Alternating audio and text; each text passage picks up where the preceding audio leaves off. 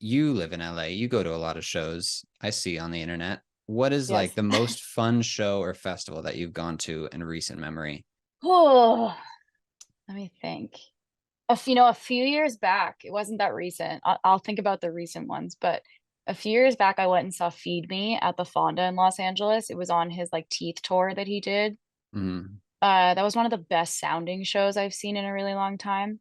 And I also, that's an artist that has stayed really true to his sound. Yeah, 100%. Seeing Nero 2 years ago or a year ago opening, or not opening, like support with Dead Mouse in Arizona. I went for my 30th birthday. That was incredible. I'd never seen Nero. I've been such a fan forever. Hmm. Um, it was just one of them. It wasn't all three. I still haven't seen all three of them together, but that was amazing. They did like he did like a 10-minute VIP of promises. Hmm. Like it was literally like 10 minutes long and it was like all these different versions and it was the sickest shit I've ever seen. I'm trying to think like who I really like right now. Blank Set at EDC was so good. I think we're gonna see him headlining shows really like festivals really soon. That guy is so insanely talented and one of the nicest people I know. Surprisingly, my favorite set at EDC was Dom Dalla, and I did not expect his set to be my favorite set. In fact, I wasn't even gonna go. A Hmm. friend of mine got me on stage in the backstage on Circuit Grounds at EDC, which Circuit Grounds is my favorite stage. I've been going to that stage since 2014 because it's always the experimental, weirder. It's not like bass pod super heavy, which I also love. It kind of, Dead Mouse plays on that stage and it's it just sounds the best out of all the stages. I don't know why that is. Hmm. He played like an hour and a half long set, and it was such a hybrid of bass genres that had like a simplicity to it while still being heavy at moments. And his mixing was so clear.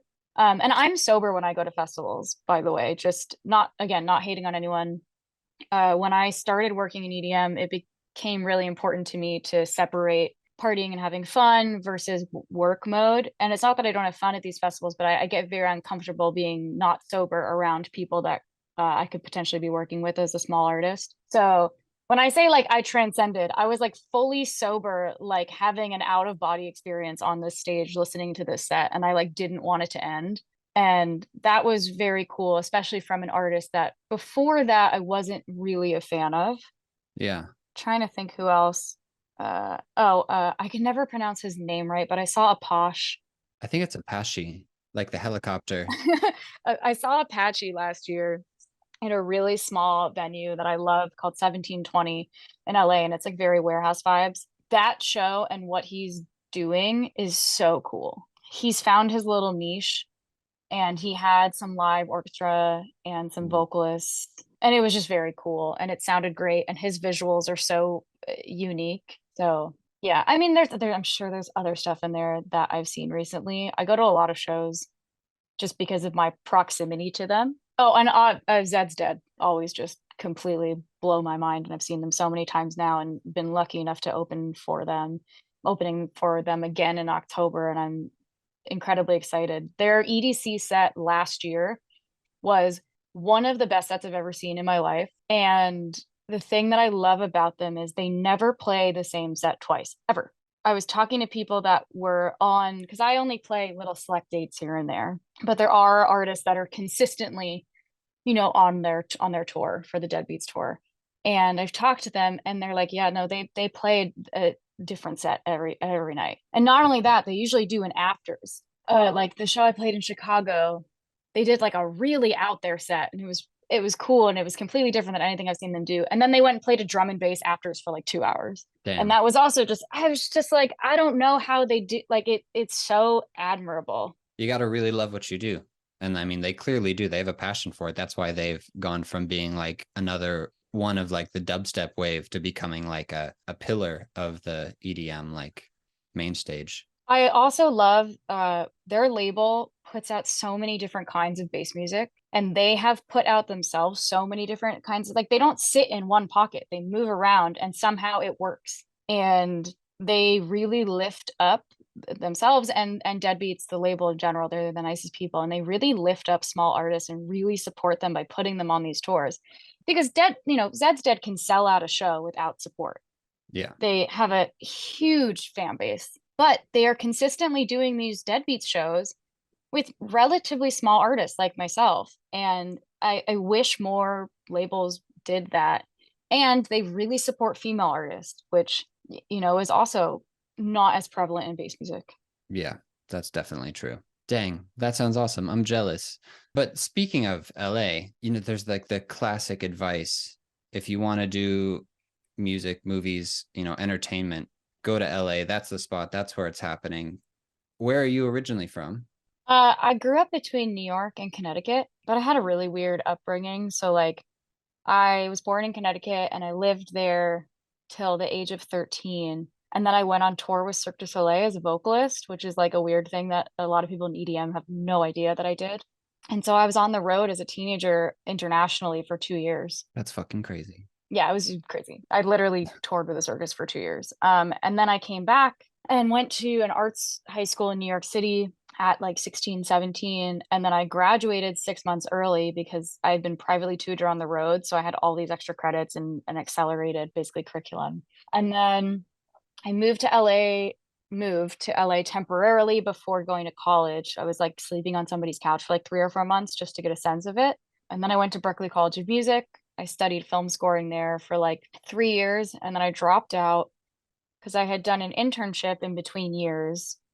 Um, and that internship offered me a job. So I was like, fuck it. I have X amount of dollars in savings. I was lucky. I mean, not lucky. I worked since the age of 9 years old. I sang in the Metropolitan Opera Children's Choir in Manhattan from the age of 9 to 13. So I was making money that way. And then I went on tour with Cirque du Soleil. So I was making an adult salary. So I saved up a lot of money. And between that and the money that my parents had saved for me, I had somewhat of a savings that had been reserved for my senior year of college. And I had a scholarship as well, a very small scholarship. It was like either I can stay in school one more year, get my degree, and have $0 to go to LA with, or I can take this small amount of money that I have, move out, and hope to God that I start making enough money by the time that this runs out.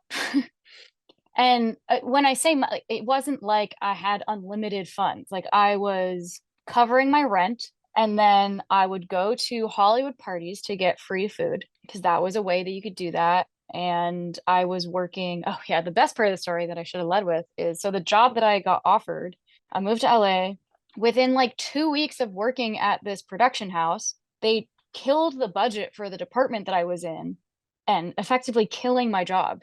And they go, you can work in the mailroom until you find another job. So I was delivering packages to studios. This was before everything went digital. This was, again, this is like aging me, but 11 years ago, 12 years ago, you would still take reels of like Marvel movies, had to be physically like delivered for security purposes. So I would physically deliver reels of film back and forth to like Sony and like the production house I was working with. And they were in like an iron like safe box. And you weren't allowed to like stop for gas or like pull over your car because you could get stolen. Like that's what I was doing for like 6 months because it took me a while to find a legitimate job. And I was making $11 an hour, which was just over minimum wage at the time. And then I got really a chance opportunity to apply to be an intern at Hans Zimmer's studio. So I applied there. This is back in the time of free internships. So doing it for college credit, but I wasn't in college anymore. And so they have like an 8-week internship program. And I remember I was working at my mailroom driving job and doing the internship at the same time. So I would work from 8 a.m. at Hans's studio till like 2 o'clock in the afternoon or 1 o'clock in the afternoon. Then I would drive from Santa Monica to Burbank, which is about anywhere from a 40-minute to an hour drive.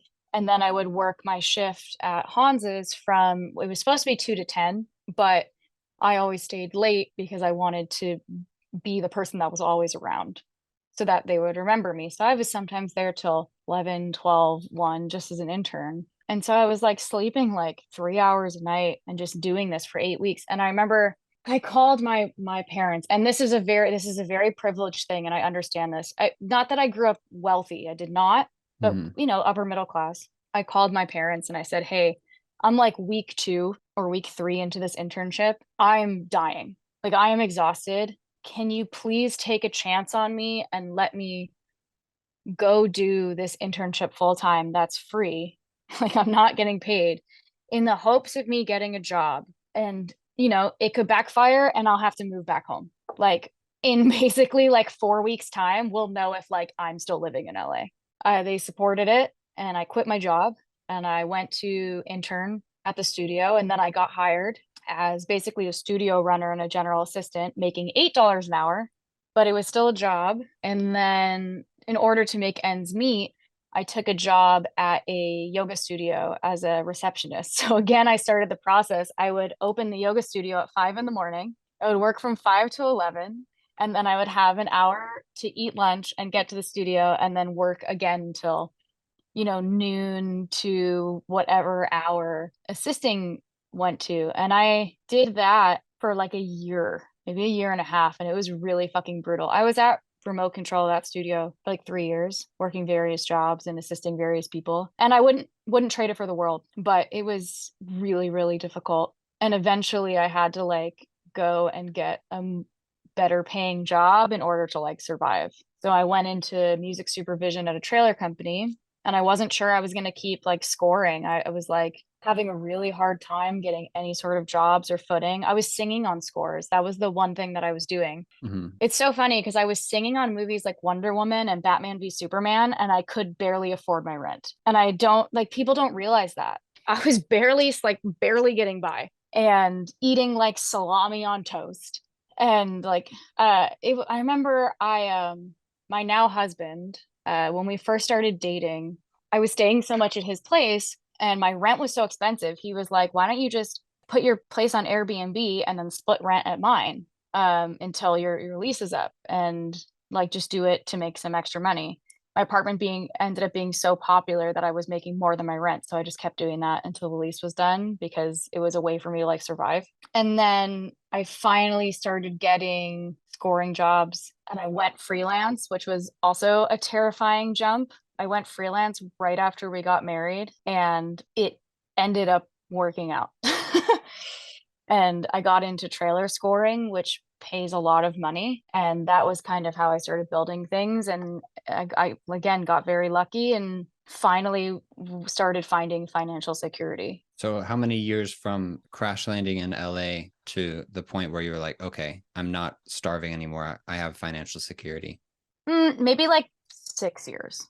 Yeah. Okay. And but then the pandemic happened and I had a really, really good savings. So for a minute, I was okay, but we had a condo and I had a studio that I was renting. And all of a sudden, I had zero income. So I was relying on savings, and it got really hairy toward the end because, that was a really long time. And the financial help that we were getting in the US didn't really apply to freelancers unless you took out a loan, which I didn't. So I was getting like nothing and just trying to survive off of my savings and then what my husband had as well, just to like get by. And then that was really scary for about a year. And then it finally picked up again. Okay.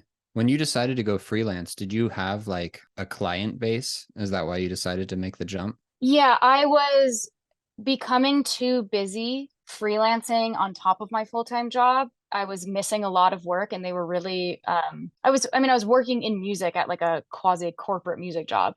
They were very understanding of it, but eventually it just got to be too much. And I had a client who's still a client of mine today who I love deeply, this company called The Hit House that I do trailer custom scoring for. This woman, Sally, who it's her company that she runs with her husband. She had approached me and said, if you ever want to go freelance, I would love to have you on our team. And I'll give you like it's not a salary, but like a retainer. Okay. So you'll have X amount of dollars coming in each month until you can like build up enough stuff in our library to start making money. And she said, I guarantee you by the end of like essentially year 2, you'll be making 6 figures with us. Fuck yeah. And that happened. And Let's I am go. eternally grateful for her, and that is what allowed me to go freelance. That is an amazing story. Sorry, that was so long, but it's like I can't condense it. There's a lot that happened. Yeah, there's a lot of moving parts. That's fascinating though. That's a wow. Good on you for doing it. Way back, is it legal for a 9-year-old to work? Yes, no, it's totally legal. Back then there was liberties taken that can't be taken anymore. Like the industry has progressed. No, it was totally legal. We just were not. There are rules now about hours that can be worked by children that young. I was barely in school. I didn't have a tutor, which is also not legal now. And I was singing in like 2 to 3 operas going on at the Met and rehearsing like another at the same time. So I was like nonstop working and I loved it. I also would not trade it for the world. And it like really instilled in me a professionalism that I've carried through today, but like so not legal. So, Yeah. All especially good. by like today's standards. Okay. Yeah, I was wondering. And then the circus, how did you end up running away to the circus for a couple years? Like what did they just come see you at the opera and they're like, we want this person to come with us? No, it was so at the time I was a child performer and that was what I was doing. And it was an audition that was posted somewhere online. My mom saw it and she was like, "Oh, we should like this fits your description." And Cirque du Soleil doesn't use minors anymore, by the way. So this is also like Good a on them. different time on their touring shows. They've stopped using minors. But there was a show that was like loosely kind of like Alice in Wonderland story-ish, and the lead character was this like 10, supposed to be like a 10-year-old girl. I was older than that at the time because I was like 13, 14. I sent in a CD. I went to a local studio to record a demo of me singing. I sang Sally's song from The Nightmare Before Christmas as my like little goth child, and Nice. sent it in. And in a few days, they said, "We're coming to New York to hold in-person auditions. Would you like to attend?" And so I did a 3-hour audition at the age of 13. It was like some crazy long audition, and there was a blizzard. So we had to like get through this blizzard to go to this audition. And then I didn't hear anything for like 6 months. And then all of a sudden they called me and they were like, "Hey, you've got the job." And then I moved to Montreal at the age of 13, lived with a family there. I had like a guardian, and I had to train for like 4 or 5 months because working for circus, there's a lot of moving parts and they do movement training and vocal training, and you have to learn the show, but you can't learn the show on the show. So it's like this whole process. And I was doing tutoring, like school at the same time. So it was really crazy. Lived in Montreal for like 4 or 5 months and then went on the road for 2 years. And yeah, I got to tour. I was in Dubai for 2 months, Seoul, Korea for 3.5 months, all over the US, parts of Canada, Shanghai, China. Like I've got to see a lot of the world at a really young age, which was pretty amazing. And then the cast are from, 30 plus countries, which was also amazing. I've heard like horror stories from friends that were gymnasts or have worked in circus or decided not to work in circus, that some of like the leadership styles, I don't know, at least for the physical performers can be like quite grueling and tough. Did you have any of that experience or was it different for you? I mean, I can't speak to like smaller circuses, but Cirque is very much corporate circus, and Mm-hmm. it's more so now. When I was there, Guy Liberté was still the owner. Mm-hmm. He's since sold it to a corporation, but at the time, it still is. It is the top of the top. It's like when you look at like it's the Broadway of circus. So you don't get there unless you are the best of the best in your field. It's a lot of ex-Olympians or people that have been raised in circus families. That being said, like any discipline, it is super grueling and they are practicing day in and day out. And there's a lot of injuries that come with any sort of physical work like that. But I loved it. It was mentally straining at times. There were times where I was like, I don't know if I could do this. I mean, I'm a teenager on the road. Like Yeah.